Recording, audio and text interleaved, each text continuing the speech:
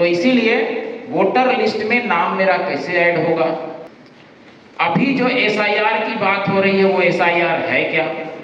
सुबह भी morning session में हम लोग बात किए, अभी फिर उसी के लिए यहाँ पे एकत्रित हुए हैं कि जो SIR चलना है इसकी अवधि क्या है, किसी को पता है? तो याद रखें, ये जो SIR होना है 30 जून से 29 जुलाई, इसमें होगा क्या? SIR स्पेशल इंटेंसिव रिवीजन, मतलब जो मेरा वोटर लिस्ट बना हुआ है, जिसमें आप सभी नहीं होंगे, कोई वोटर है यहाँ, लेकिन हमारे माता पिता हैं सबके, तो जो वोटर लिस्ट बना है उस वोटर लिस्ट का एक तरह से फिल्टर करना है, जिसका मूल उद्देश्य है कि हमारा कोई भी मतदाता जो योग्य है वो वोटर लिस्ट से बाहर न रहे, और जो उस मतदाता सूची में शामिल होने के लिए पात्र नहीं है, यानी अपात्र है, अयोग्य है, वो उसमें नहीं रहे। उसको हटाना, जो सही है बरकरार रखना, और जो शामिल नहीं हो पाया है किसी कारणवश उसको शामिल करना। उसी को कह रहे हैं हम लोग विशेष पुनरीक्षण। किसका? वोटर लिस्ट का।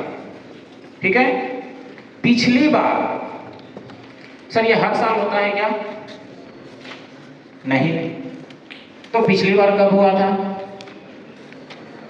जब तुम में से किसी का जन्म नहीं हुआ था, 2003 में। अभी जो SIR हो रहा है वो 23 वर्ष के बाद।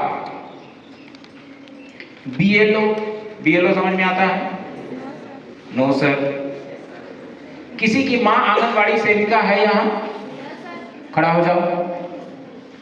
क्यों ऐसा बोलिए? खड़ा हो जाओ। तुम्हारी मां BLO है?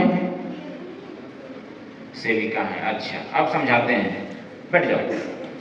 आंगनबाड़ी में सेविका और सहायिका का 2 पद होता है, ठीक है।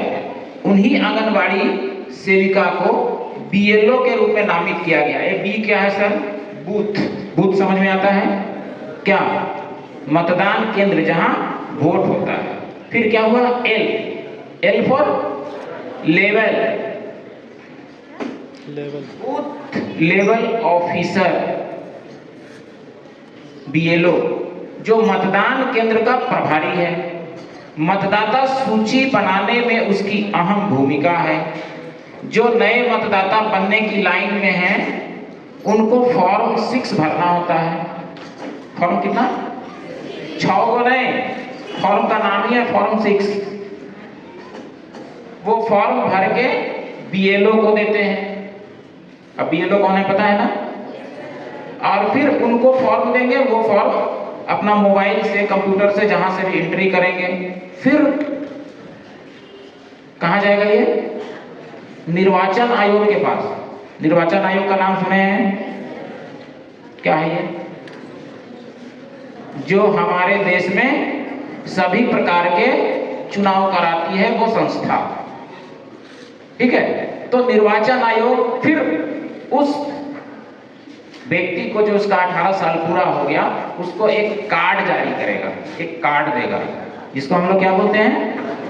वोटर ID, ऐसे उसको बोलते हैं EPIC कार्ड। तो ये जो SIR है, इसमें अभी BLO घर घर घूमेगी, इससे पहले घूम चुकी है। थोड़ा समझने का कोशिश करें।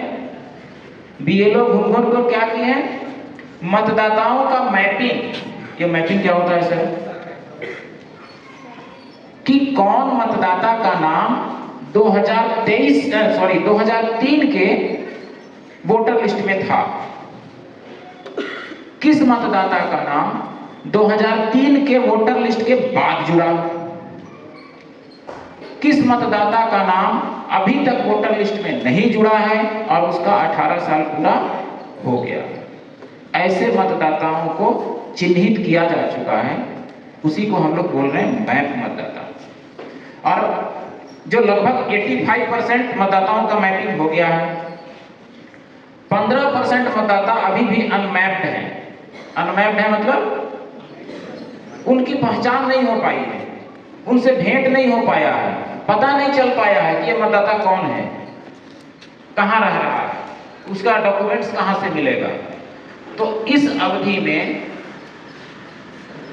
उनको खोजना है और उसको खोजने के लिए ही हम लोग को भी शामिल किया गया कि भाई बच्चे घर घर से विद्यालय आते हैं तो ये जानकारी बच्चों के घर घर तक जाए। और जब आंगनबाड़ी सेविका बीएलओ दीदी हम लोगों के घर तक पहुंचे तो हम पहले से बता चुके होंगे अपने माँ पिताजी को, दादा दादी को, तो फिर उनको बहुत ज़्यादा परेशानी बीएलओ को नहीं होगा। क्या होना है, बीएलओ जाएंगी, एक फॉर्म देगी हर एक मतदाता के लिए, हर एक मतदाता के लिए एक फॉर्म मिलेगा, इनुमरेशन फॉर्म जिसको बोलते हैं, वो वहीं पे भरेगी, साइन कराएगी, उसका फोटो लेगी और फिर वो चली आएगी। इस पूरे प्रक्रिया में क्या होगा कि वोटर लिस्ट में जो वोटर डेथ कर गए, हो सकता है ना ऐसा, जो वोटर पहले गुमला का थे अभी कहीं दूसरे जगह बस गए,